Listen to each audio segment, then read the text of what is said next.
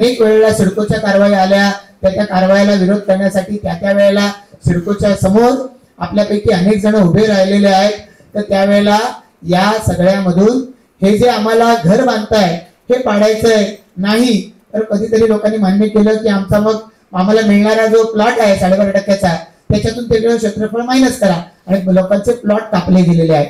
हे कापले गेलेले प्लॉट आहे याचं क्षेत्रफळ मिळण्याची तरतूद ही याच्यामधल्या 16 मध्ये या ठिकाणी आहे की तुमचं जेवढं क्षेत्रफळ कापलं गेलं असेल तेवढ्या क्षेत्रफळ तुम्हाला तुमच्या राहत्या घरावर किंवा तुम्हाला आता हे या ठिकाणी मिळायचं क्षेत्र आहे, मिळालेलं क्षेत्र आहे त्याच्यावरती बांधता येईल. आणि त्याच्यावरती UDCPRच्या निकषामध्ये तुम्हाला जर ते बांधता येणार नसेल, म्हणजे तुमचा FSI संपला असं धरा, तर तुम्हाला त्याचा TDR हा सुद्धा त्याच्यामध्ये देण्यात येईल याची तरतूद केली. म्हणजे कापलेले जे प्लॉट होते त्याचा विषय हा या गरजेपोटी घराचं क्षेत्र नियमित करताना त्याच्यामध्ये त्याचा विचार झालेला आहे. आणि त्यामुळे याच्यामध्ये ही सर्व म्हणजे सर्वच्या सर्व मीही वाचू नये कारण त्याच्यावरच्या सूचना आहेत त्याही आपण वाचल्या नाहीत, त्याही आपल्याला वाचता येतील. पण गेली अनेक वर्ष आपल्यापैकी अनेक जणांचा हा असलेला विषय होता की गरजेपोटी झालेली बांधकामं आहे ही रेग्युलर झाली पाहिजे, कारण त्याच्यातली अनेक बांधकामं ही मोडकळी झाली, आता पुन्हा बांधायची. सिडकोकडे अर्ज केला, महापालिकेकडे अर्ज केला, पण नियमाची तरतूद नसल्यामुळे ते आतापर्यंत होत नव्हतं. त्या दृष्टिकोनातून उचललं गेलेलं हे पाऊल आहे असं मी मानतो. दिवा पाटील साहेबांनी सांगितलं चर्चेच्या माध्यमातून जे पदरात पडतं ते पदरात पाडून घ्यायचं. याचा अर्थ आता आम्ही ढेकर देऊ, आता पूर्ण समाधानी झालो असं असू शकत नाही. राहिलेल्या गोष्टींसाठी आम्ही पुढे जाऊ शकतो. आज या ठिकाणी उभा आहे व्यक्तिगतरित्या या ठिकाणी मला आपल्याला सांगायचंय की हे जे या ठिकाणी धोरण म्हणून आपल्या पुढे आलेलं आहे याच्यामध्ये सुधारणा सांगण्यासाठी सुद्धा आपण त्यांच्याकडे जाऊ आणि पुढच्या कालावधीमध्ये सुद्धा आपल्याला शासनाकडे जाऊन आपल्याला अपेक्षित आहे ते आपल्या पदरामध्ये पाडून घ्यावंच लागेल. पण हे करत असताना या ठिकाणी आपण म्हणतोय की याचा निषेध आपण व्यक्त केला, राजन पाटील साहेबांनी केला की जे सीमांकन आहे त्या सीमांकनाचा विषय झालेला नाही. ते सीमांकन होणं म्हणजे काय आहे की गरजेपोटी क्षेत्र जे आहे हे क्षेत्र आहे आणि तुम्ही त्याच्या पुढे जाऊन सांगितलं की त्याच्याही पलीकडे जाऊन लागेल. त्याचा उल्लेख मी असित कुमार गुप्ता यांच्याकडे बैठकीमध्ये केला की या क्षेत्राला लागणार सामाजिक क्षेत्रफळ पण लागणार आहे ना, आम्हाला होळी पेटवायची आहे त्याच्यासाठी आम्हाला त्या ठिकाणी जागा पाहिजे, आम्हाला मैदान गावाला पाहिजे. तुम्ही कॉलनीला देताय चांगलीच गोष्ट दिलं पाहिजे, पण गावाला मैदान पाहिजे, प्रत्येक गावाला मैदान हे त्या ठिकाणी मिळालं पाहिजे. आता सिडकोच्याकडे ज्या आतापर्यंत उरलेल्या जागा आहेत त्या बाबतीमध्ये मी MD जॉईंट MD यांच्याकडे आग्रह धरलाय, शासनाकडे आम्ही तो असित कुमार गुप्ताच्याकडे आग्रह धरला की या सगळ्या जागा आता याच्यातले तुम्ही त्यांनी त्याच्यामध्ये म्हटलेलं आहे की याच्यामधलं जे क्षेत्रफळ असेल या क्षेत्रफळाच्या व्यतिरिक्तच जी जागा आहे हे जागा आम्ही लोकांना 12.5% देण्यासाठी वापरू. आता 12.5% देण्यासाठी वापरण्याची सिडकोची जी पद्धत आहे ते आपल्या सगळ्यांना माहिती आहे. त्यामुळे आम्ही म्हटलं की सामाजिक गरजा या लक्षात घ्या, त्यांना त्या गावामध्ये पहिले तिथे जागा द्या, मग तुम्हाला 12.5% द्यायचंय. तुमच्याकडे आता भरपूर क्षेत्रफळ अजूनही आहे, म्हणजे उलवा नोड म्हणाला तर त्याही ठिकाणी आहे, तुम्ही वेगळे नोड निर्माण करता त्याही ठिकाणी आहे.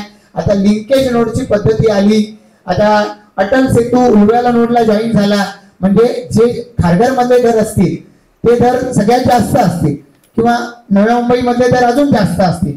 पण उरलेल्या क्षेत्रामध्ये आता जागेच्या किंवा प्लॉट जर तुम्ही 50-50 मध्ये डेव्हलप करताय का स्वतः बांधताय अरेस्टिंग सारखे का अजून काय आहे, तर त्यावेळेला आपल्याला कुठेही नुकसान होणार नाही याची काळजी घेऊन प्लॉट मिळाले पाहिजेत, पण त्याच वेळेला गावाच्या सार्वजनिक गरजा तिथे भागवल्या पाहिजेत. याच्यासाठी आम्ही आग्रह धरलाय. तो आग्रह याच्याही पुढे आपण त्याच्यामध्ये कायम ठेवणार आहोत. 2 गोष्टी याच्यामध्ये मला प्रामुख्याने सांगायच्या. ऍडव्होकेट विजय गडगे यांनी माझ्यावरती काही आरोप केले याच्यामध्ये की तुम्ही आंदोलनामध्ये तुम्ही का येत नाही आमच्या सोबत. तर नैनाच्या एक आंदोलनामध्ये ते सहभागी झालेले होते, त्यावेळेला त्या आंदोलनामध्ये मी सहभागी झालेलो नव्हतो, कारण त्याच्या संदर्भातल्या चर्चा या वारंवार आम्ही तिची जी अथॉरिटी आहे त्याची कंपनी आहे मुंबई ऊर्जा कंपनी, त्या कंपनीच्या समोर देखील केलेलं होतं आणि त्याच बरोबरीनं त्या प्रांताधिकारी ज्यांच्याकडे बैठका झाल्या त्यांच्याकडे याच्या बैठका वारंवार घेतलेल्या होत्या. पण आता तुम्ही ते आंदोलन केलं, ते आंदोलन केल्यानंतर तुम्हाला त्या आंदोलनामध्ये साधारणतः काय त्याच्यामध्ये चर्चा झाली असेल, त्या चर्चेचा मध्ये तुमच्या बैठकीत, मी त्या बैठकीला नव्हतो, तुमच्या बैठकीत जे मान्य केलं ते सुद्धा देत नाही. यासाठी मीच पुन्हा प्रांताधिकाऱ्याकडे गेलो आणि प्रांताधिकाऱ्याकडे त्यासाठी मीच भांडतोय. तुम्ही कळंबोलीचा उल्लेख केला, की कळंबोलीला कारवाई झाली आता जी आर काढल्यानंतर, त्याला का आला नाही या संदर्भात सुद्धा आदल्या दिवशी सिडको मध्ये मी सिडकोच्या अधिकाऱ्यांना जाऊन भेटलो. त्यांना सांगितलं, त्यांनी मला फोटो दाखवले की तुम्ही ज्याचा उल्लेख घर म्हणून करता ती 4 मजल्याची बिल्डिंग आहे. 4 मजल्याच्या बिल्डिंगला प्रोटेक्शन तुम्ही मागताय जे आज चालू आहे. असं नाही की बांधकाम पूर्ण झालंय जुनं आणि ते पाडायला सिडको आली, असे सिडकोची कारवाई आता सध्या कुठेही सुरू नाही. कारण तो आग्रह आमचा की आता तुम्ही घरांवरच्या कारवाया थांबवल्या पाहिजे. त्यांचं म्हणणं 4 मजल्याची बिल्डिंग त्याच्यामध्ये 25-30 त्याहीपेक्षा जास्त फ्लॅट पाडण्यात येतात आणि पुन्हा या संदर्भामध्ये सिडको मध्ये जाऊन अधिकाऱ्यांना वेगवेगळ्या पद्धतीच्या रेग्युलराइज करण्याच्या ऑफर दिल्या जातात. मग ह्या का देतात?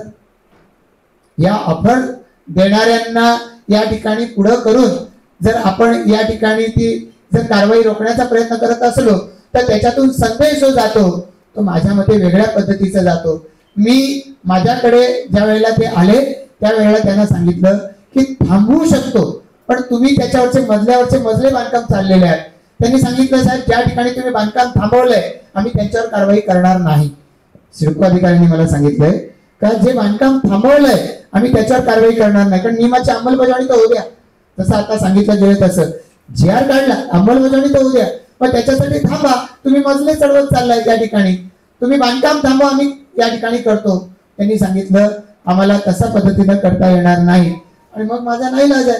शेवटी आज मी मतदारसंघाचं प्रतिनिधित्व करत असताना उद्या आज मी एक भूमिका घ्यायची आणि मग माझ्या पक्षाचं सरकार आलं नाही त्यावेळेला मी वेगळी भूमिका घ्यायची. हे मला तरी करता येत नाही. मला तरी या पद्धतीनं काम करता येत नाही. ज्या पद्धतीनं काम करण्याची दीक्षा दिवा पाटील साहेब असतील, भगत साहेब असतील यांच्या नेतृत्वाखाली काम करता करता, रामशेठ ठाकूर साहेबांच्या नेतृत्वाखाली काम करता करता घेतली. जे आपल्या मनाला पटतं, जे सत्य आहे ते मांडलं पाहिजे. आपल्याला ते कुठल्याही क्षणाला आयुष्याच्या विचारलं तरी त्याचं आपल्याला स्पष्ट उत्तर देता आलं पाहिजे. या भूमिकेतूनच मी आजवर काम करत आलेलो आहे आणि मला त्याचा अभिमान आहे आणि त्यामुळे या पद्धतीनं काम करतो. आणि हे सगळं करत असताना कुठल्याही स्टेजला यामध्ये मला याच्यामध्ये आपल्या सरकारच्या विरोधामध्ये या ठिकाणी ज्यांची भूमिका आहे पण त्यांचा मुद्दा जर रास्त आहे तर त्यांच्या बरोबर सरकारच्याकडे प्रतिनिधित्व करण्यामध्ये मला कुठेही माघार घेता येणार नाही. या प्रकल्पग्रस्तांच्या साठी दिवा पाटील साहेबांनी स्वतःचं रक्त या ठिकाणी सांडलेलं आहे. त्या दिवा पाटील साहेबांच्या नेतृत्वाखाली आपण जे जे लढे लढलेलो आहोत त्या लढ्यांना पूर्णत्व येण्याच्या दृष्टिकोनातून आपण सारी मंडळी एकत्रित्या काम करत राहूया इतकं या ठिकाणी सांगतो. हे जे या ठिकाणी जी आर या ठिकाणी आलेला आहे, हा जी आर आहे, हा जी आर आपल्याला त्याच्यातल्या चांगल्या बाबी आहेत, त्या चांगल्या बाबींचा स्वीकार करणे बरीच वर्ष प्रलंबित विषय होता. त्यामुळे त्या चांगल्या बाबींचा स्वीकार केला पाहिजे आपण. आणि त्यामुळे हा जी आर जरी या ठिकाणी त्याच्यामध्ये काही सुधारणा असल्या तरी आजच्या घडीला त्याच्यातल्या ज्या तरतुदी आहेत या स्वागतार्ह आहेत. त्याला पूर्णत्व येण्याच्या दृष्टिकोनातून मालकी तत्वावरची घरं व्हावी आणि आपल्या ज्या सूचना आपल्या पुढे आता सांगितल्या जाणार आहेत या सगळ्यांच्यासाठी आपण याच्या पुढच्या कालावधीमध्ये काम करत राहू इतकं या ठिकाणी सांगून थांबतो. जय हिंद, जय महाराष्ट्र.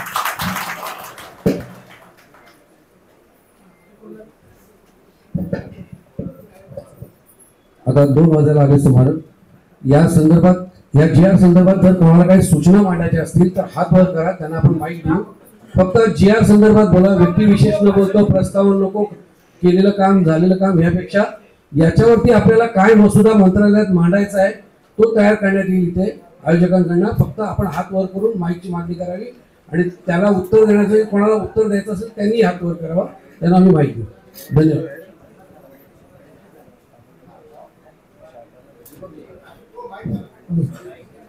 सर मला सूचना करायची आहे. गेली 40 वर्ष प्रलंबित आहे प्रश्न आपला. आपण पण याच्यात एक महत्वाचा JR पास झालेला आहे, जो महासंघाच्या अनुषंगाने जे आंदोलन झालं 11 मार्चला, तर त्याच्यामध्ये एक महत्वाचा उल्लेख आहे की आपण जी वजा केलेले प्लॉट आहेत ते परत मिळणार आहे. तर आता सरकार आहे किंवा शिडको आहे, हे शिडको मोजणीसाठी दिरंगाई करेल किंवा हे जे राजकीय पक्ष असतील, विरोधी पक्ष असतील, हे दिरंगाई करेल, हे आपल्याला सर्वांना मान्य आहे. माझं म्हणणं, हा जो वजा केलेला भूखंड आहे, ह्यासाठी आपण 3 तालुक्यात, नवी मुंबई आहे, उरण आहे, पनवेल आहे, ह्यातील जे आपले समाजसेवक आहेत, ह्या लोकांनी प्रत्येक तालुक्यात 10 जणांचा जर असा गट तयार केला आणि शिडको कार्यालयावर जर आपण त्याची व्यवस्थित मांडणी केली तर हा प्रश्न सुटेल. कारण त्यांच्याकडे रेकॉर्ड आहेत, ज्यांचे भूखंड कट झालेले आहेत, वजा केले ते रेकॉर्ड त्यांच्याकडे आहेत. मग आपण का म्हणजे ह्या जर धोरण आपण केला तर कुठेतरी एक पाऊल आपण पुढे जावं असं माझं म्हणणं आहे. ठीक आहे, ठीक आहे.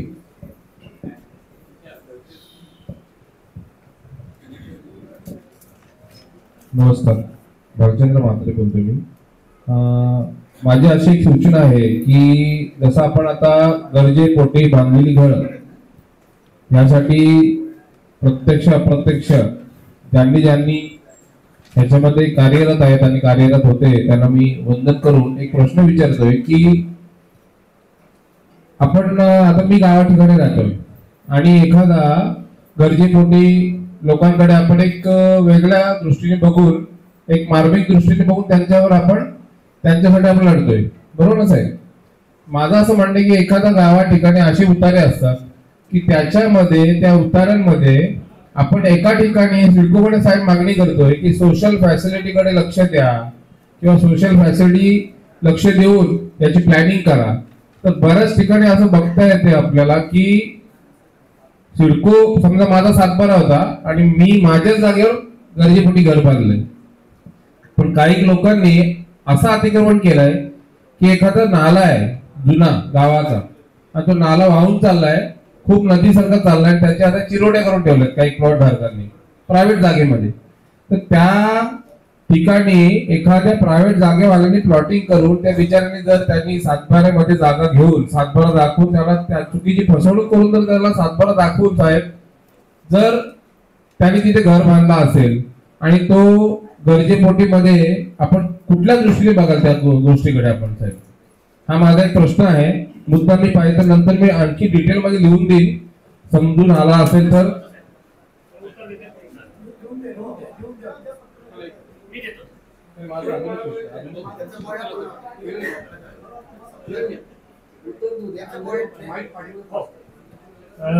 सन्माननीय दीपक पाटील साहेबांनी जो प्रश्न मांडला आता की ज्यांचे अतिक्रमित बांधकाम असल्या कारणाने जे प्लॉटची पात्रता कापून घेतलेली आहे त्याचा परतावा मिळण्यासाठी आपल्याला कमिटी नेमायला लागली, बरोबर आहे?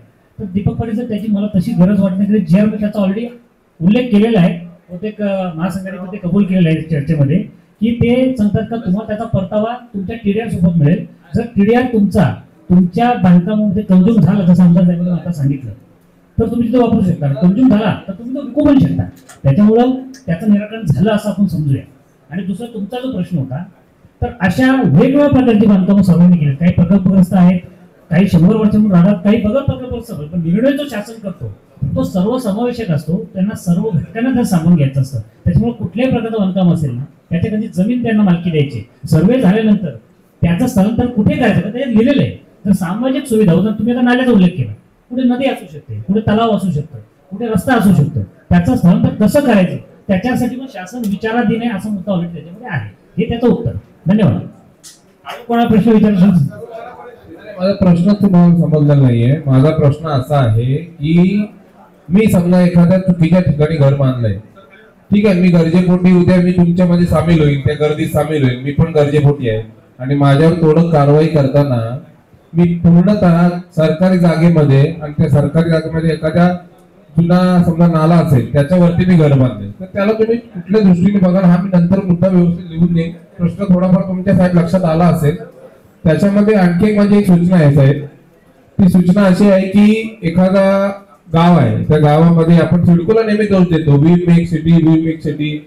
तर प्रशांत साहेबांना मी एक विनंती करतो की जेव्हा जसं त्यांनी आता उल्लेख केला एका भाषणामध्ये किंवा आता त्यांच्या सांगण्यामध्ये की गावाला सेक्टरला ग्राउंड किंवा सोशल फॅसिलिटी दिल्या जातात, परंतु आपल्यामध्ये जेव्हा हा गावठाण विस्तार जेव्हा होईल किंवा गावठाणामध्ये हे सगळ्या जागा दिल्या जातील तेव्हा काही सरकारतर्फे स्वघोषित की बाबा ही गावासाठी आम्ही ग्राउंड दिला, मग तिथली लोक सांभाळून घेतील ना त्या 3-4 गावं जे असतील ती. जसं आता आम्ही बघतो, आम्ही क्रिकेट खेळतो, आम्ही कबड्डी खेळतो, काही ठिकाणी मैदान डिक्लेअर आहेत तिथे. तर ह्या गोष्टीचा एक विषय आहे. आणि साहेब या दोन्ही मागण्या किंवा हे दोन्ही माझे म्हणणे मी मांडलेत, तुम्ही व्यवस्थित ऐकलेत.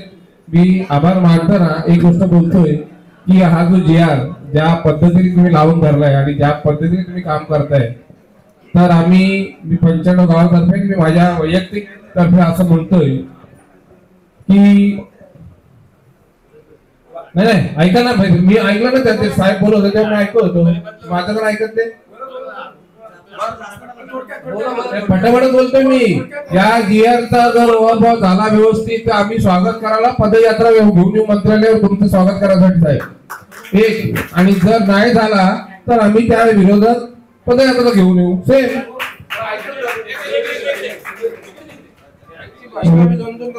सगळ्यांनी थोडक्यामध्ये आपले विचार मांडा आणि या GR संदर्भात मी फक्त सूचना करतो आणि हॅलो, माझं नाव हरिभाऊ म्हात्रे, मी खेड्यामध्ये राहतो. लक्षात घ्या, हा GR असेल किंवा काय असेल हा सगळा फसवाय. सांगतो का फसवाय.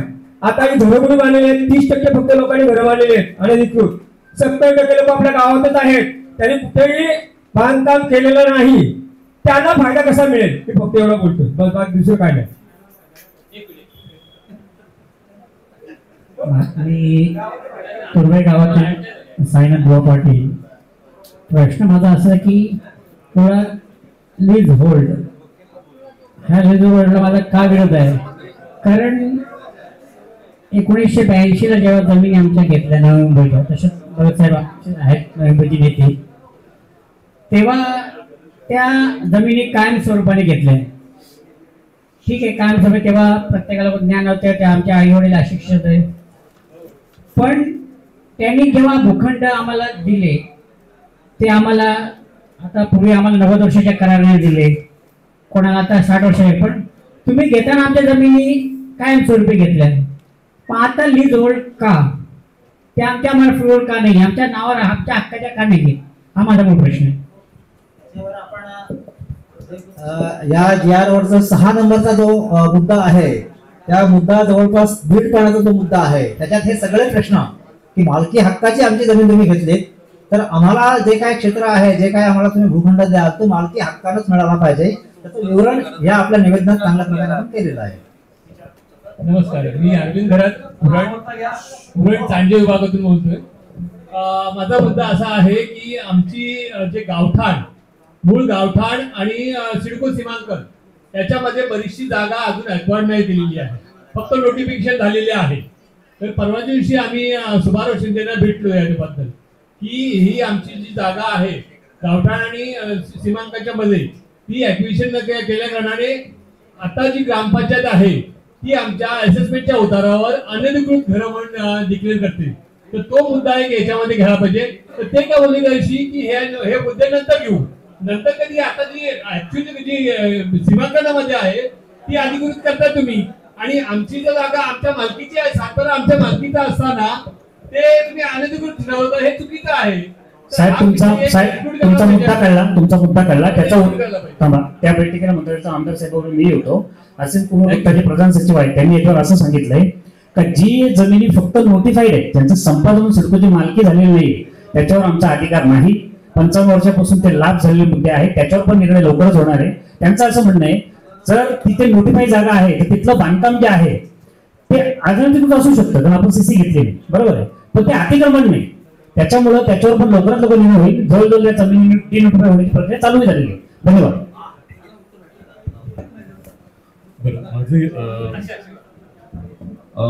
मला संपूर्ण प्रकल्पग्रस्तांना विनंती करावीशी वाटते की ज्या जमिनी संपादित केल्या नाहीत, हा मुद्दा जो या ठिकाणी अरविंदजीने सांगितला, त्या जमिनींना कुठल्याही प्रकारे बांधकामाची परवानगी सुद्धा 40-50 वर्षात मिळाली नाही, हे फार मोठा अन्याय आहे. म्हणजे 40-50 वर्षामध्ये आमची जमीन असून आम्हाला त्याचा कुठल्याही प्रकारचं जे काही उत्पन्न काढायचं ते अधिकृतरित्या आम्हाला नाही काढायला मिळालं, हा फार मोठा अन्याय सिडकोने केलेला आहे.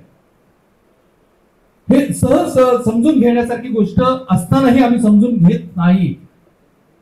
आज कल्याणकारी राज्यामध्ये जनतेचं कल्याण करायला पाहिजे म्हणून आम्ही जे शासन निर्णय काढायला पाहिजे, ज्या पद्धतीने लोकप्रतिनिधी त्या ठिकाणी सभागृहामध्ये अनेक जण मांडणारे सुद्धा आहेत, मांडतात, त्या पद्धतीने शासनामध्ये बसलेल्या अधिकाऱ्यांची मानसिकता ज्या दिवशी तयार होईल ना त्या दिवशी खऱ्या अर्थाने आपली परिस्थिती बदललेली आहे.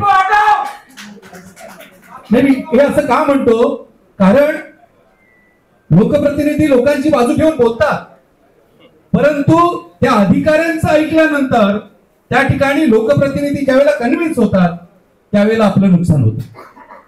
आणि म्हणून या ठिकाणी आम्ही सगळ्यांनी, राजाराम पाटलांनी सुद्धा मांडलं आणि आपण सगळ्यांनी मांडतोय, सतत मांडतोय की आम्ही याचा गांभीर्याने विचार करायला पाहिजे आमदार साहेब, की स्लीज हा कुठून आला, कसा आला. आम्ही मालकी तत्वावरती जमीन दिली आंदोलनाने, 84च्या आंदोलनाने आम्हाला 5 हुतात्मे दिल्यानंतर, अनेकांचं रक्त सांडल्यानंतर 8वा भाग ज्या वेळेला आम्हाला दिला तो मालकी हक्कावरतीच असायला पाहिजे, याच्यावरती सभागृह गाजलं पाहिजे त्या काळामध्ये, अशी आपल्याकडे विनंती.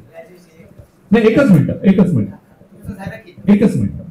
कारण आज या ठिकाणी ज्या वेळेला कुठल्याही प्रकारचं रिन्युअल करायचंय तर ते कसं करायचं, जसं मगाशी आपण बोलताना म्हणालात की रेट जे आहे त्या रेटच्या संदर्भात कमी अधिक होत असताना अधिक होण्याची शक्यता आहे, कारण की रेट हे वाढतच चालले. ज्या वेळेला आपले एमपी होते संजय भाटिया आणि राधा मॅडम, यांना विचारलं की मॅडम रिन्युअलचं काहीतरी प्लॅनिंग, काहीतरी शब्द लिहिला असेल ना, कुठेतरी चर्चा तरी झाली असेल, कुठल्या तरी सभागृहात चर्चा झाली असेल.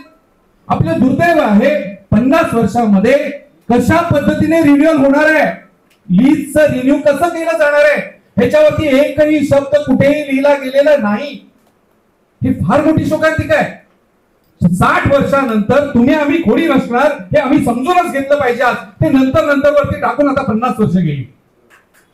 त्यामुळे 60 वर्षानंतर त्या ठिकाणी नक्की काय होणार आहे आमचं. आता जर आम्ही आंदोलनाची प्रक्रिया बघितली तर हेच चेहरे, कुठल्याही आंदोलनात बघितलं तर हेच चेहरे, त्याच्या व्यतिरिक्त 5% किंवा 2% वाढ असते, त्यानंतर आंदोलनामध्ये नवीन चेहरे नाही दिसत. मग 60 वर्षानंतर काय परिस्थिती असेल, आम्ही आमचं अस्तित्व या ठिकाणी टिकवण्यासाठी सक्षम असणार आहोत की हा प्रश्न आहे. आणि म्हणून विनंती आहे साहेब, ह्याच्यावरती अतिशय गांभीर्याने आम्हाला मालकी हक्क हा मिळालाच पाहिजे, ही भूमिका आपल्याला घ्यावीच लागेल. पवार साहेब धन्यवाद, त्यांचं उत्तर मी देतो. फक्त आता आपल्याला 60 वर्षाची चर्चा करायची गरजच नाही. पूर्ण सभागृहाने, आमदार महोदयांनी आणि महासंघाने कबूल केलं की आपण फ्री होल्ड साठी जातोय, लवकरच जी आर येणारच आहे, त्यामुळे लीज रिन्यूअलची चर्चाच आपल्याला करायची गरज नाही. आता फ्री होल्ड होणार आहे सर्व. आणि यांच्या जे सिडको हटवचा त्यांनी नारा दिला, एकदा का सर्व फ्री होल्डची प्रक्रिया पूर्ण झाली का सिडको कशी हटणार आहे तुम्हाला आठवायची गरजच नाही. धन्यवाद.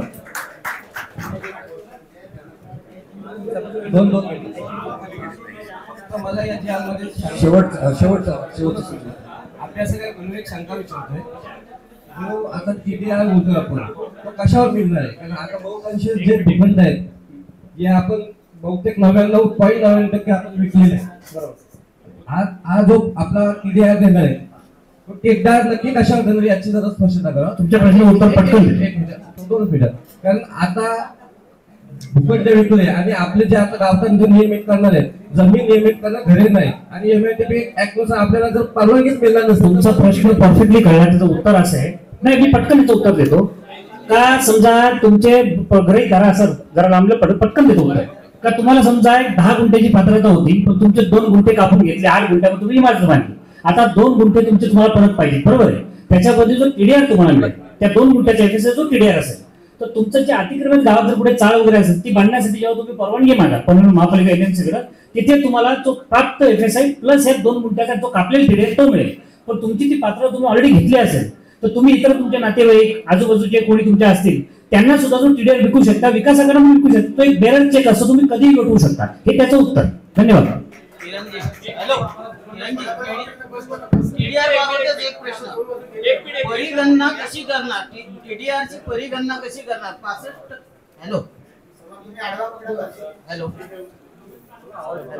टीडीआर ची परिगणना जी आहे ती 65% रिझर्व्ह प्राइस वर पकडलेली आहे.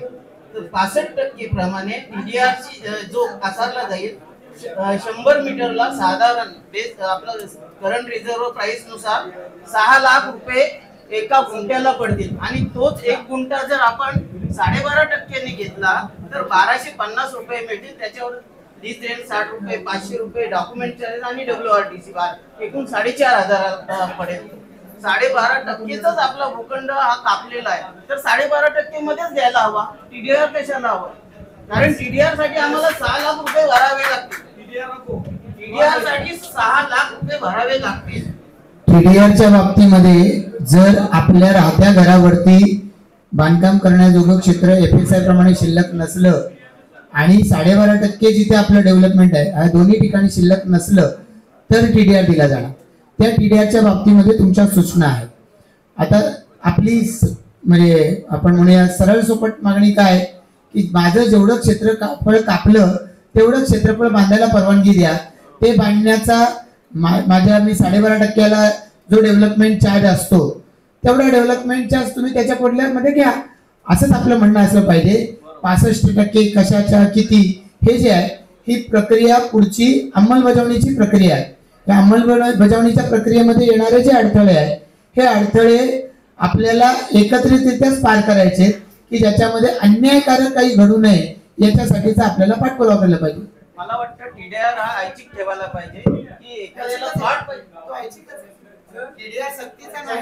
तुमच्या घरावर जर तुम्हाला FSI शिल्लक नसला तर तुमचं घराचं क्षेत्रफळ 100 आहे आणि तुम्ही जर साधारणतः आता उदाहरण करूया तुम्ही 500 बांधलंय याचा अर्थ तुम्ही 5 FSI वापरला 5 तर तुमच्या घरावर नाही बांधताय. मग जे 12.5%चं तिथं जेवढं आहे ते पूर्ण बांधून झालं तर ते बिल्डरने बांधलंय, त्यांनी बांधून झालं. याचा अर्थ कापलेला जो प्लॉट आहे तो तुम्हाला इथेही बांधता येत नाही तिथं मग टीडीआर असं आहे. पण किंमत जास्त भरावी लागते एवढं. टीडीआरच्या बदली फंडच मागायला पाहिजे ना, किंमत जास्त लागते. टीडीआर याच्यासाठी आपल्याला त्यांच्याबरोबर बसून शिल्पच्या क्षेत्रात टीडीआर आहे ना, टीडीआरचा रेट काय लावावा जिथं महापालिका झाली तिथं महापालिका ठरवणार आहे, ते सिडको पण नाही ठरवणार. कारण बांधकाम मी सांगतो बघा सीडीआरच्या बाबतीत सांगतो ते सिडको पण नाही ठरवणार. तेवढं क्षेत्रफळ द्यायचा अधिकार हा एवढा फक्त सिडको देणार आहे, त्याच्या महापालिका ठरवते. आता याची प्रोसिजरल पार्ट म्हणजे कार्यपद्धती ही जी आहे ही त्यांनी जाहीर करायची. ती जाहीर केलेल्यावरती आपल्या सूचना घ्यायच्या आणि आपल्या सूचना न घेता समजा केलं त्याने तर मग आपल्याला त्यांच्याकडं चर्चा पुढचा टप्पा आंदोलन हे सगळं आहेच. ती पाळी येऊ नये म्हणून आजची चर्चा घेतलेली आहे यांनी की याच्या माध्यमातून आपण आपलं निवेदन त्यांच्यापर्यंत पोहोचवायचं. हॅलो, मी मनोज कोळी गव्हाणमधून आलेलो आहे. सर्वप्रथम सर्वांचे आभार मानतो. मी मानतो आभार मानतो आणि मुद्दा एकच आहे. अनेक संघटना झाल्या, अनेक आंदोलने झाली. GR आपले मला वाटतं 2009 का 22 पर्यंत GR झाले. एक पण घराचं आजपर्यंत सर्वेक्षण झालं नाही. सर्वेक्षणाचा GR निघतो, GR फक्त अंमलबजावणी नाही. काय होतं माहितीये का, आज आमदार साहेबांचा त्यांचा आभार. असंच सर्व आमदार विरोधी पक्षाचे पण असू दे सत्ताधारी पण असू दे एकत्र बसवा. एखाद्या गावामध्ये जर सर्वेक्षणाला कुठला अधिकारी एकत्र सर्वे होऊ द्या, मग सर्वेक्षणाला अधिकाऱ्याचा किंवा एक टीम जाते त्यावेळेला तिथे विरोध होतो, त्या गावाचा सर्वे होत नाही आणि तो GR तसाच पडलेला असतो. दुसरी गोष्ट, सिडको किती वर्ष ठेवणार आपल्याकडं? औरंगाबादला तर सिडको गेली तर इथं का सिडको किती वर्ष ठेवणार आहेत? किती वर्ष ठेवणार? त्याची काल मर्यादा 60 वर्ष होऊन गेली. सिडको अजून भूमिक सिटी किती वर्ष ठेवलं? आमच्या गावांचा जो रस्ता नाही झाला शिवडी ब्रिजच्या खालचा तो आता काल साहेबांनी भूमिपूजन केलं. 20 वर्ष 40 वर्षामध्ये गासे गव्हाण रस्ता होत नाही. ही तुमची भूमिक सिटी आणि समाज मंदिर भेटत नाही आम्हाला. ही भूमिक सिटी तुमची किरणनगर आपले राहून भेटत नाही आम्हाला. ही तुमची वेगळी सिटी. कशाला पाहिजे सिटी? आमचा विकास आम्हीच करू. आम्हाला फक्त जागा आमची फ्रीहोल्ड करा, विषय संपला.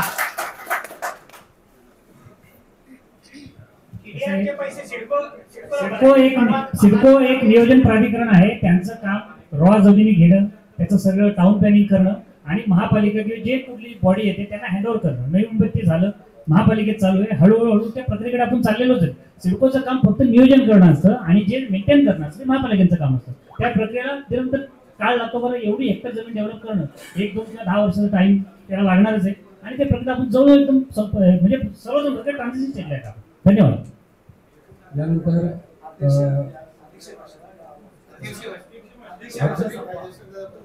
आता आपण समारोपाकडे चाललेलो आहोत.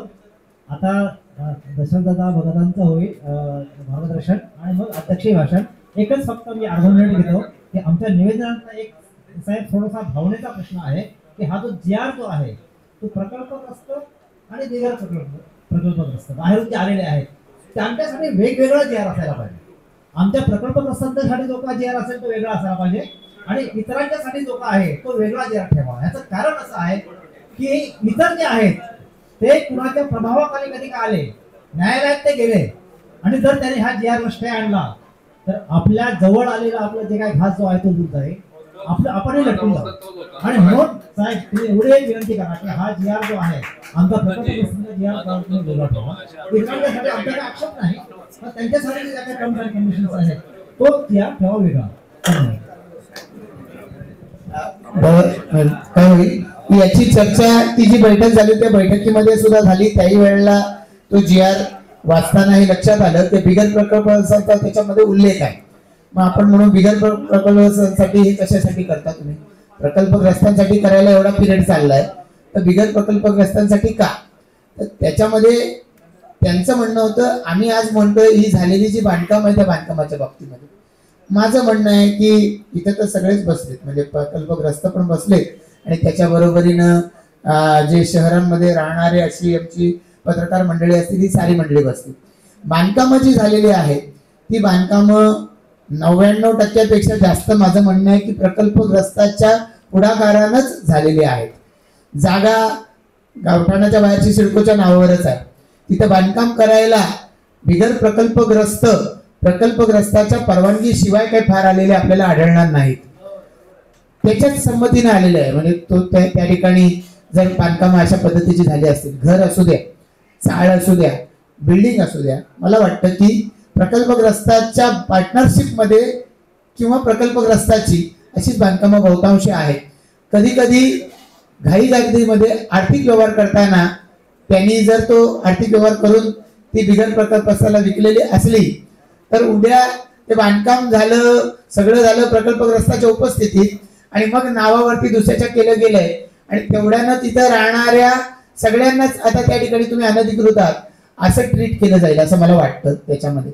त्यामुळे त्याच्यासाठीचा वेगळा GR लिस्टता येऊ शकते कदाचित. फार तर बिगर प्रकल्पग्रस्त असेल तर त्याला चार्ज तुम्ही आम्हाला सवलत द्या, त्याला मात्र ते जे लावायचं तो चार्ज वेगळा असावा असं म्हणावं असं माझं म्हणणं. तसं त्यांनी म्हटलेलं आहे त्याच्यात. म्हणजे आता सगळ्यांची मागणी सध्या फ्री होल्ड साठी चाललेली आहे. आता जेव्हा फ्री होल्ड म्हणजे होईल त्यावेळेला सिडकोचा तिथे संबंध राहणार नाही. फ्री होल्ड झाली की मग तो कोण देईल ते संपूर्ण नगरविकास खात्याचा संबंधच नसला तर तो GR तो महसूल खात्याकडनं निघायला लागेल असं म्हणजे मला वाटतं. तुम्हाला काय वाटतं जागेवरची जागा जी आहे ना ही जागा आता त्यांनी हा जो GR निघाला हा नगरविकास खात्याच्या ताब्यात असलेली जागा आहे. सिडकोच्या बाबतीत GR निघालेला आहे. आता जे फ्री होल्डच्या बाबतीत तुम्ही सांगता ते सिडकोनं प्रस्तावित केलेलं आहे. आता या पद्धतीची जागा मिळालेली आहे नगरविकास खात्याच्या अंतर्गत सिडकोला मिळालेली जागा ही त्यांनी द्यायची आहे. तर यासाठी तुम्ही सांगताय तसं अवलंबायची पद्धती तर यासाठी राज्य सरकारच्याकडे गेलाय. ते आता लॉ अँड ज्युडिशियरी पासून सगळ्यांची मतं घेऊन कुठे त्यांना याच्या अंमलबजावणीमध्ये अडथळे येऊ शकतात, कोण कोर्टात जाऊ शकतं, या सगळ्याचा विचार करून त्यांना त्याच्यामधला सर्वंकष निर्णय घ्यायला लागेल. नमस्कार. देशातील सर्व शेतकरी आणि कष्टकरी आणि बाधित आणि पीडित यांची नेतृत्व आणि त्यांची ओळख असे आपले सर्वांचे आराध्य दैवत दिवा पाटील साहेब त्यांना नमन. सन्माननीय आमदार प्रशांतजी ठाकूर साहेब आणि मंचावरचे उपस्थित आणि आयोजक किरण पाटील आणि महासंघ आणि उपस्थित माझे सर्व पत्रकार बंधू हो, मी फक्त सूचना मांडतोय, भाषण करणार नाही, कारण जेवणाची वेळ झालेली आहे, सर्वांना जायचं आहे. भूमिपुत्र, भूमिहीन भूमिपुत्र म्हणजे भूमिपुत्र पण भूमिहीन. भूमिपुत्र परंतु अनेक GR काढल्यानंतर आशावादी भूमिपुत्र. आपली लढाई सिडको सोबत नाहीये हे थोडं समजून घ्यावं. मला बोलतोय, मी कोणाला बोलत नाही. आमच्या जागा शासनाने घेतलेल्या, सिडकोने नाही घेतल्या. आमची लढाई सिडको सोबत नाही तर सरकार सोबत आहे. आम्ही सरकारला बोललो पाहिजे, पण आम्ही सिडकोलाच बोलतो. कारण GR कोणी काढला? सरकारने काढला का सिडकोने काढला? शासनाने काढला. मग कोणाला बोललो पाहिजे? आम्ही शासनाला बोललो पाहिजे. ओके. जी काही 60% योजना असेल त्याचा GR कोणी काढला? सिडकोने काढला का शासनाने काढला? सरकारने काढला. आम्ही काय करतो? सिडकोला बोलतोय. सिडको ही एक, मी सिडकोकडे बोलूच नाही. आमदार साहेब जे अनेक या ठिकाणी सर्वांचे योगदान आहे, तरी आपली लढाई सरकार सोबत आहे. माझी विनंती आहे की त्या ठिकाणी आमदार साहेब, माजी आमदार साहेब, येणारे सर्व हे त्या ठिकाणी सरकारकडे मागणी करतात आणि सरकार निर्णय देत असतो. ओके. तर आम्ही सरकारला बोललो पाहिजे. काय असं सिडकोला बोलल्यामुळे सरकार सुरक्षित होतं का म्हणतोय? सिडकोला बोल, सिडकोच्या ज्या काही का लाखोला व्हायच्या, पण सरकार मस्त सुरक्षित आहे, तो कोणाचा सुद्धा असू दे. राहिला मुद्दा असा आहे की आमदार साहेब आम्ही पत्रव्यवहार करतो, आमच्या मागण्या मान्य करा, आपण अंमलबजावणी करा, उल्लेखच येत नाही. 2010 मध्ये गरजेपोटी बांधकाम त्या ठिकाणी नियमित करण्याची त्या ठिकाणी घोषणा झाली, पण तरी सुद्धा आमच्यासारखे नवीन संघटना आम्ही स्थापन करतो. मी बोलतो, मी कोणाला बोलत नाही. मग लगेच आम्ही काय करतो? कुठला तरी मी दशरथ भगत म्हणून बोलते, मी कशाला कोणाला बोलू? मग कोणातरी पत्र घेतो, लगेच ओरडतो, पत्राची कॉपी करतो, थोडं मोठी इकडे तिकडे करतो, शब्द इकडे तिकडे करतो, मागण्या मान्य करा, पण अंमलबजावणी करा हा विषयच येत नाही.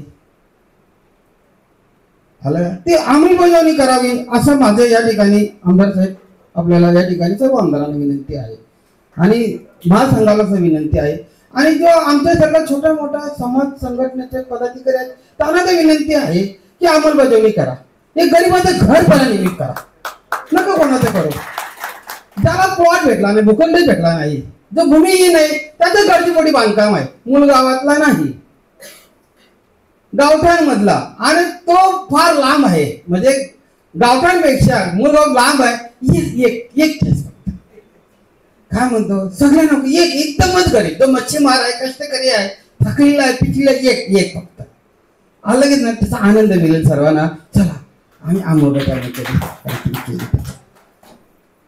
राणे या GR मध्ये सांगितले की गरजेपोटी बांधकाम नियमित करणं, क्लस्टर करणं हे सगळं हे आहे, परंतु जागा विकणं हे चालू ठेवले त्यांनी.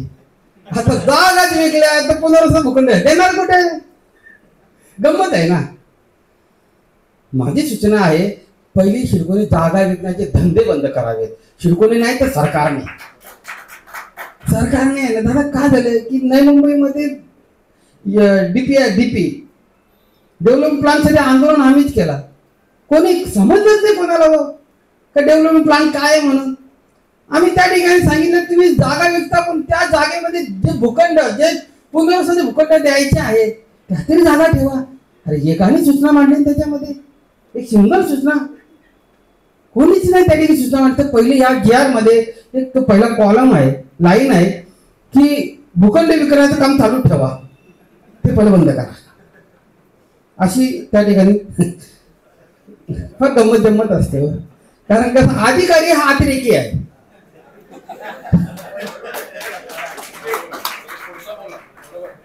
अधिकारी अतिरेकी आहे, परत बोलू का पुढे जाऊ? अधिकारी अतिरेकी आहे आणि त्यांना ऑर्डर देणारा आम्ही सुद्धा तसेच आहोत ना. आम्हाला तुम्ही धरून, म्हणजे माझं मी बोलतोय, मी कोणाला बोलत नाही.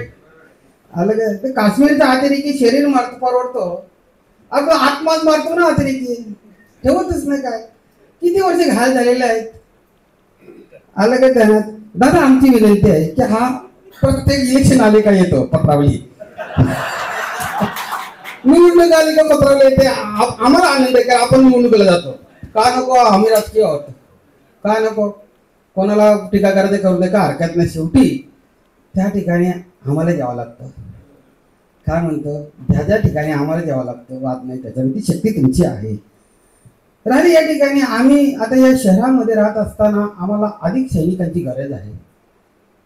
आंदोलन आहे तिथे सैनिक पाहिजे ना, लढाई आहे ना, लढायला सैनिक नको का. भूषण पाटील साहेब म्हणजे मी सेनापती, तुम्हाला सेनापती केले आणि सैनिकच दिले नाही तर काय करायचं, करायचं काय.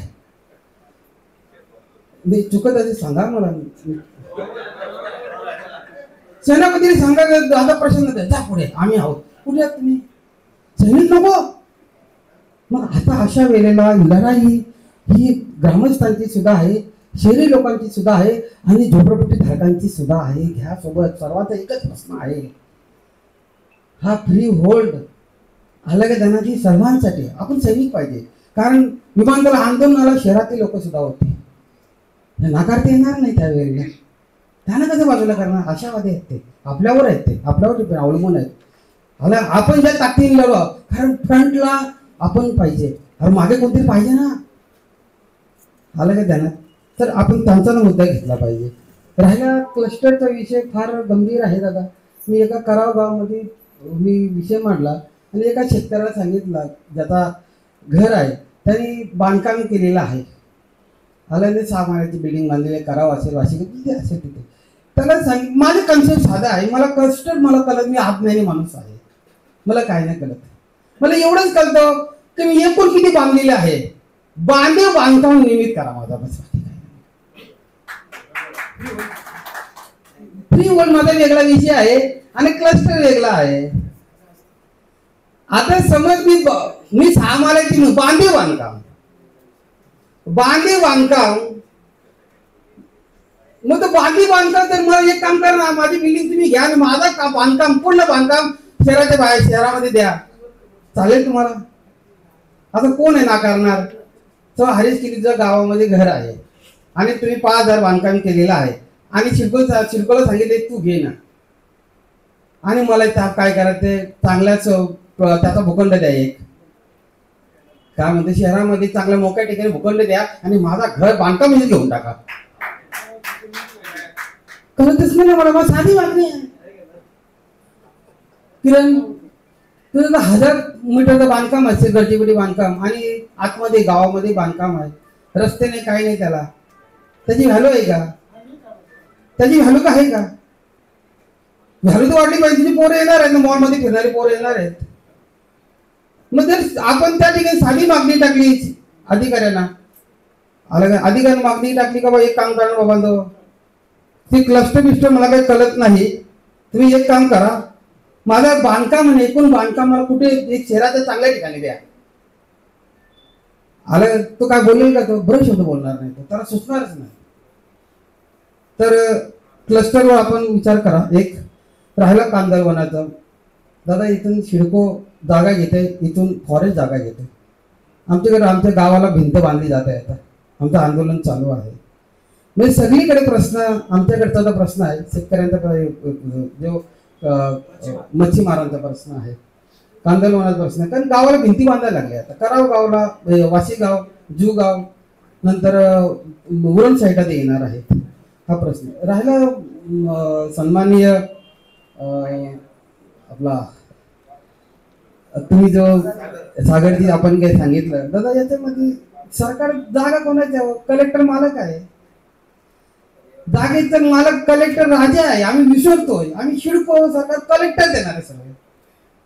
तुमच्या प्रश्नाचं उत्तर, कारण आमच्या गावामध्ये मूळ गावाचा सर्वे चालू होता आणि नंतर मी सांगितलं का गावठांचा सर्वे करा, नाही म्हणतो मूळ गावठांचा करू. मूळ गावठां किती 2 एकर, जा बरं तुम्ही विस्तार उचला निघा तुम्ही ना हाकलून काढलं. नमस्कार, जय हिंद, जय महाराष्ट्र, थँक्यू.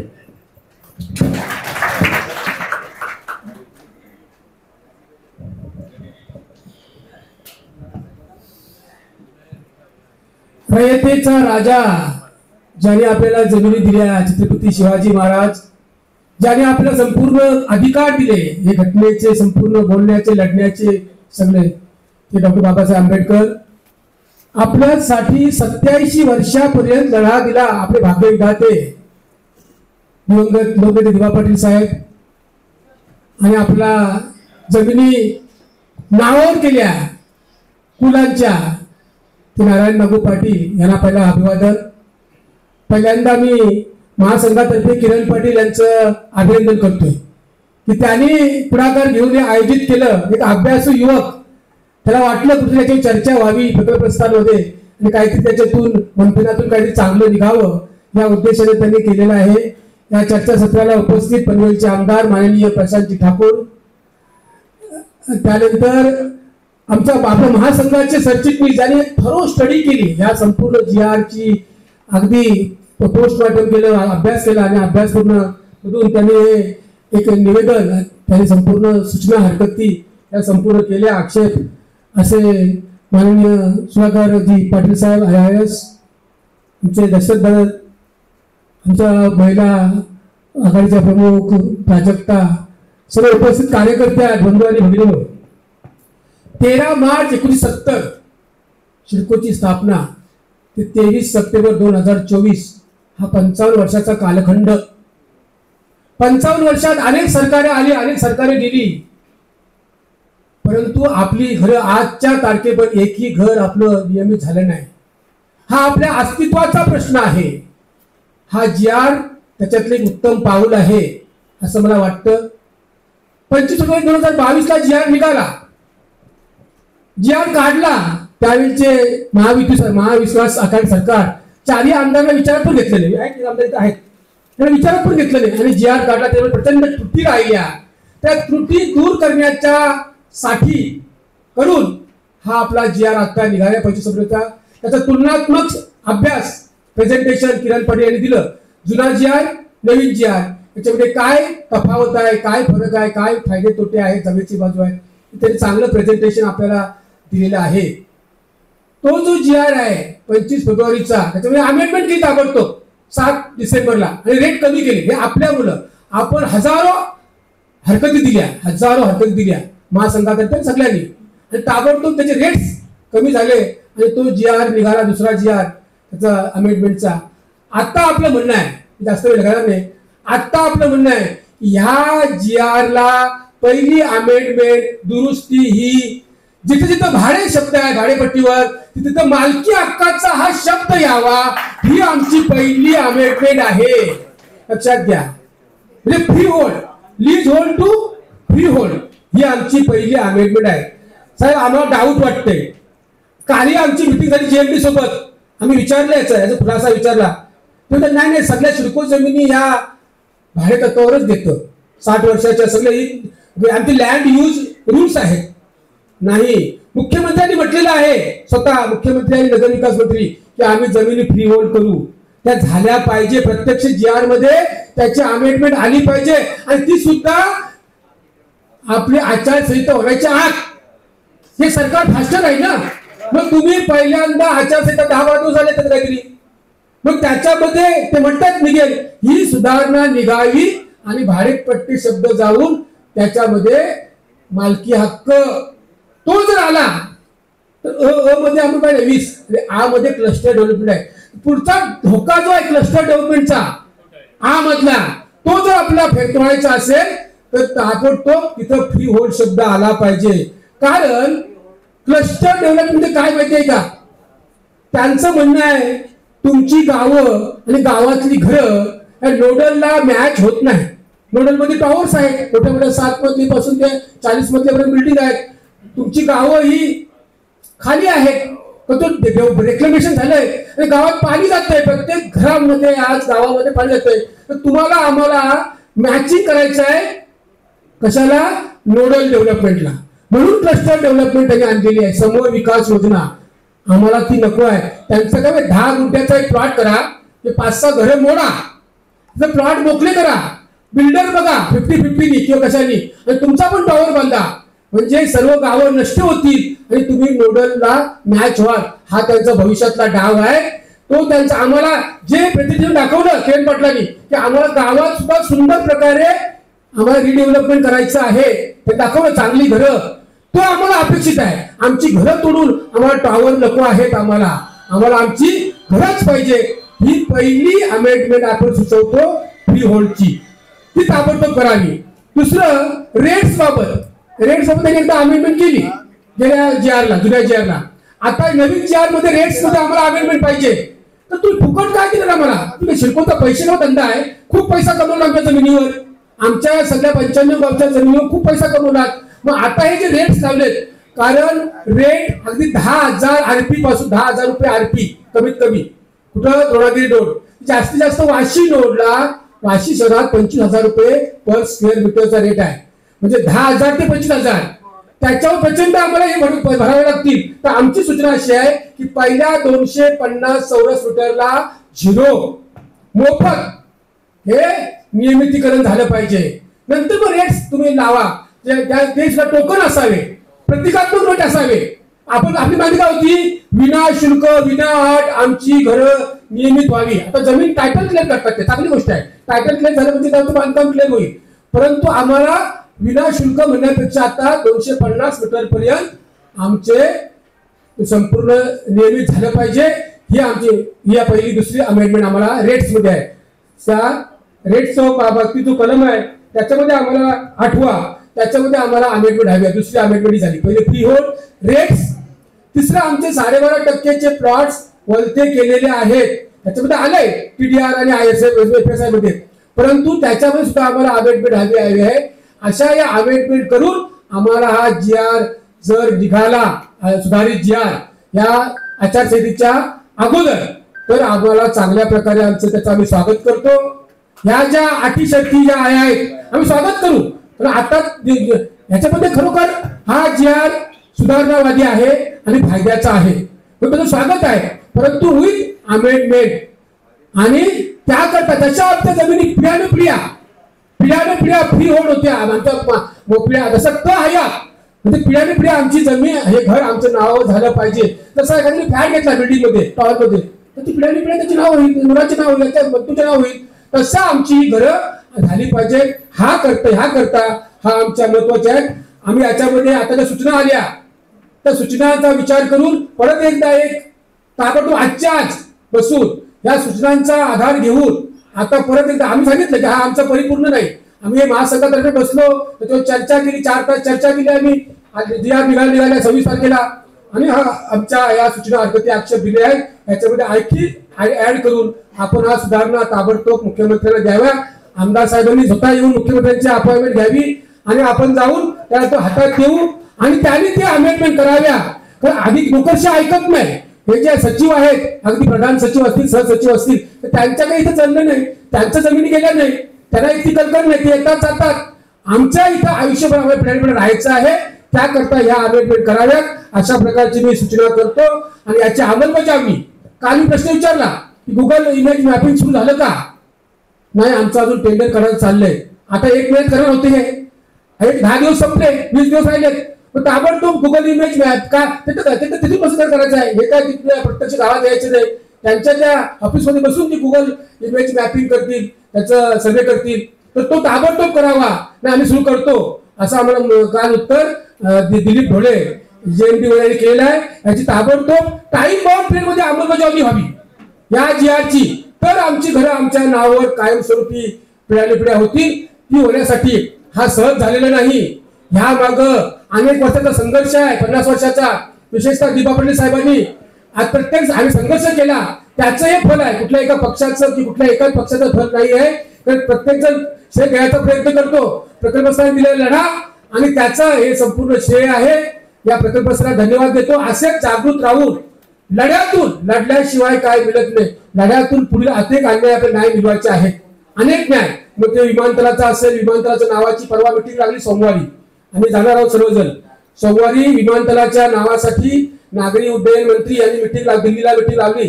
त्यामध्ये सुद्धा होईल आपली जी भावना आहे, आपल्या ज्या सेंटिमेंट्स आणि आपली ज्या अस्मिता आहे तो नाव देण्याबाबतीत तो सुद्धा ठराव लवकरात लवकर होऊन त्याचं नोटिफिकेशन निघेल अशी अपेक्षा मला वाटते, जेणेकरून आमचं समाधान होईल. या सगळ्या गोष्टी या प्रदर्गी लढा आहे गेल्या 4 वर्षाचा. तर तुम्ही तो मोठ्या संख्येने आलात त्याबद्दल परत तुमचं मी मनापासून धन्यवाद देतो. असेच जागृत राहा आणि आपापल्या गावात जागृती करा आणि आपले न्याय मिळवा.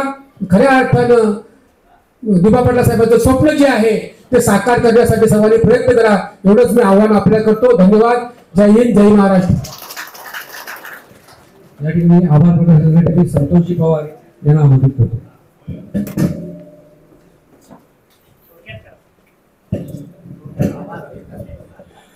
खरोखरच आजच्या ह्या बैठकीचं आयोजन किरणजी आपण सुधाकर पाटील साहेब आणि आपण चर्चा करून ही बैठक या ठिकाणी आयोजित केली आणि त्यामुळे समस्त प्रकल्पग्रस्तांसाठी ज्यांना कन्वळ आहे असे प्रकल्पग्रस्तांचे सर्वच हितचिंतक या ठिकाणी एकत्र आले. सन्माननीय आमदार साहेब या ठिकाणी वेळात वेळ काढून या ठिकाणी आले, त्यांच्यासाठी आपण जोरदार टाळ्या वाजवा. ते आलेले आपल्या समस्या ऐकून घेतल्या अशा आहे या सगळ्या समस्या निश्चितच शासन दरबारी ते पोहोचवतील. महासंघाचे अध्यक्ष भूषणजी पाटील यांनी या ठिकाणी सांगितले लढण्याशिवाय आपल्याला पर्याय कालही नव्हता, आजही नाही आणि उद्याही नसणार आहे. भूषणजी धन्यवाद, आपण वेळात वेळ काढून आलात. सुधाकर पाटील साहेबांनी विस्तृतपणे लिहिलेलं आहे, त्यामध्ये अमेंडमेंट अजून काही आपल्याला वाढीव करायचं असेल ते आपण करण्यासाठी त्यांनी आवाहन केलेलं आहे. त्यांचं ते परिपत्रक जे आहे ते आपल्या 95 ग्रुपवरती आहे, त्यामध्ये आपल्याला जे सुचवायचं आहे ते सुचवा. किरणजी किंवा सुधाकर पाटील साहेब यांच्याकडे सुचवा. मी त्याबद्दलही त्यांचं मनापासून आभार मानतो. या ठिकाणी ताई उपस्थित आहेत. भगत दादांनी अतिशय निष्ठेपणे पण सरकारला आणि आपल्याला सुद्धा चिमटे घेतलेले आहेत. आपण सगळ्यांनी जागृत राहायला पाहिजे आणि त्याच्याशिवाय दुसरा पर्याय नाही. या ठिकाणी सगळ्यांनी योगदान खूप चांगल्या पद्धतीने दिले. भविष्यामध्ये ही चर्चा अशाच पद्धतीने पुढे आपण चालू ठेवूया. प्रश्न येत राहतील, आपण एकत्र येऊन यावरती उत्तर शोधूया. पुन्हा एकदा किरणजी आपलं मनापासून आभार मानतो आणि जेवल्याशिवाय कोणी जाऊ नये अशी सूचना या ठिकाणी किरणजींनी केलेली आहे. पुन्हा एकदा सर्वांचं मनापासून आभार. पत्रकार बंधू या ठिकाणी आले, वेळ दिलाय भरपूर, पत्रकारांचंही मनापासून या ठिकाणी आभार मानतो. आयोजकांचं पुन्हा एकदा धन्यवाद.